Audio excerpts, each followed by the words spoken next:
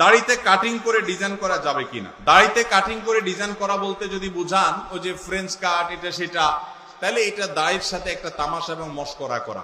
নবী করিম সাল্লাল্লাহু আলাইহি সাল্লাম বলেছেন আফুল্লুহা, তোমরা দাড়িকে লম্বা করো, আর খুল্লুহা, দাড়িকে ছেড়ে দাও। পরিষ্কার নির্দেশ নবীজির। কোন একটা হাদিসে নবীজি সাল্লাল্লাহু আলাইহি সাল্লাম আমাদেরকে দাড়িতে কাটিং আর স্টাইল করতে বলেন না। এটা স্টাইলের জিনিস না। যারা দাড়ি রাখতে ইতস্তত বোধ করেন তাদেরকে বিনয়ের সাথে বলতে চাই, এটা পুরুষত্বের মার্কা।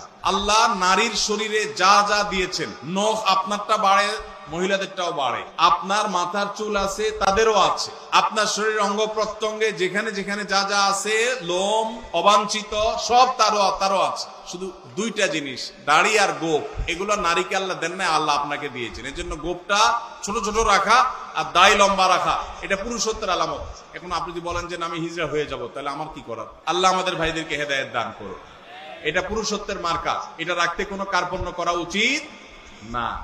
আমরা অনেকে জাতে উঠার জন্য দাড়ি রাখতে চাই না। তবে দাড়ি যদি কেউ আমাদের কোনো ভাই কেটে ছোট রাখে, আমরা তাকে অ্যাপ্রিসিয়েট করি, আলহামদুলিল্লাহ আমার ভাই শুরুটা করে দিয়েছে, আল্লাহ তার দাড়িটাকে বড় করার তৌফিক দিবেন ইনশাআল্লাহ।